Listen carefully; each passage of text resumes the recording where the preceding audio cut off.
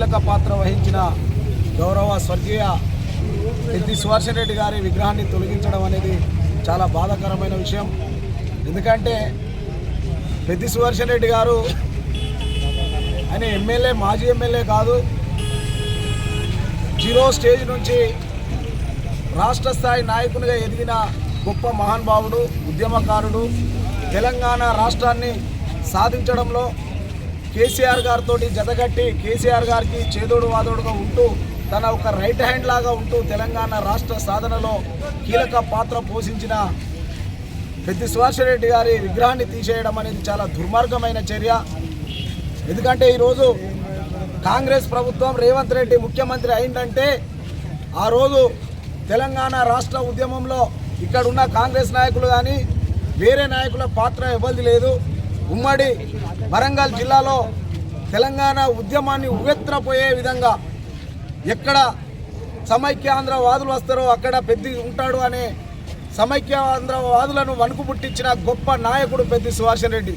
ఈరోజు తెలంగాణ రాష్ట్రం వచ్చిన తర్వాత పెద్ది సుదర్శన్ రెడ్డి గారి అకాల మరణం చెందడం, 2014లో ఓడిపోయినా కూడా ఈరోజు నర్సంపేట నియోజకవర్గాన్ని అన్ని రంగాలలో అభివృద్ధి చేసిన గొప్ప నాయకుడు పెద్ది సుదర్శన్ రెడ్డి.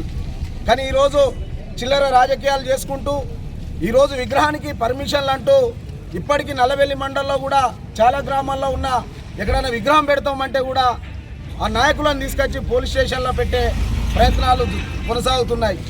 మరి ఇంత దుర్మార్గమైన చర్య ఎక్కడ కూడా మనం చూడలేదు.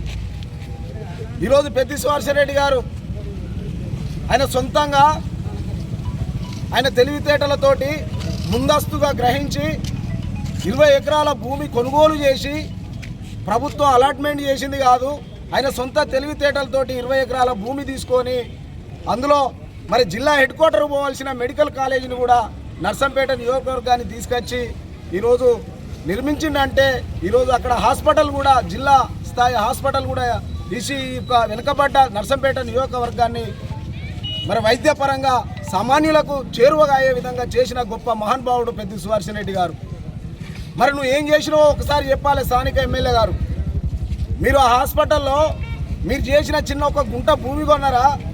ఒక హాస్పిటల్ తీసుకొచ్చిల్లా? మెడికల్ కాలేజ్ ఒక పేపర్ అన్న తీసుకొచ్చిల్లా? అందులో మీ పాత్ర ఏందో ఒకసారి మీరు ఆలోచన చేసుకోండి. ఇప్పటికే జనాలు చీకొడుతున్నారు, రేపు ప్రజాక్షేత్రంలో తెలుసుకుందాం. ప్రజలు ఇప్పటికే అయ్యో పాపం మొన్ననే చనిపోయిండు, అన్ని రంగాలలో అభివృద్ధి చేసిన గొప్ప నాయకుడు పెద్ది సుదర్శన్ రెడ్డి గారు అని ఇప్పటికే జనాలు పార్టీలకు అతీతంగా తన అంతిమయాత్ర దాటితే ఎంత బ్రహ్మాండమైన ప్రజలు తన అభిమానాన్ని చాటుకుంటూ ఆయనకు అంతిమయాత్ర కొనసాగించడం ఒకసారి ఆలోచన చేయాలి. ఈరోజు గ్రీన్ ఛానల్ ద్వారా ప్రభుత్వమే గ్రీన్ ఛానల్ ద్వారా పెద్ది సుదర్శన్ రెడ్డి గారిని బతికియాలని హైదరాబాద్కు తీసుకెళ్ళి సరే ఆయన చనిపోయిన తర్వాత ప్రభుత్వ లాంఛనాలతోటి ఆయన దహన సంస్కరణలు కూడా చేసిన ప్రభుత్వం మరి ఈరోజు ఆయన విగ్రహం తీయడానికి ఆ ప్రభుత్వానికి సిగ్గు లేదా అని నేను అడుగుతున్నా.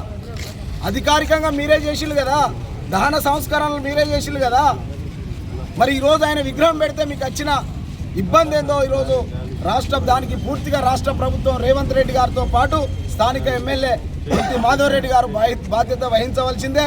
నువ్వు ఒక లోకల్ ఎమ్మెల్యే, కాంగ్రెస్ పార్టీకి ఎమ్మెల్యే కాదు, ఎమ్మెల్యే ఒక నర్సంపేట నియోజకవర్గానికి ఎమ్మెల్యే.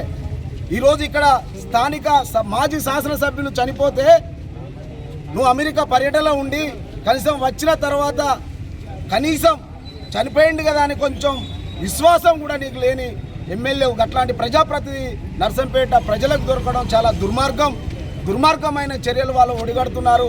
ఇప్పటికైనా కాంగ్రెస్ నాయకులు కానీ స్థానిక ఎమ్మెల్యే కానీ పెద్ది సుదర్శన్ రెడ్డి గారి విగ్రహం ఎక్కడైతే దిశలో అక్కడే అది అంటున్నారు ప్రభుత్వ భూమి అంటున్నారు.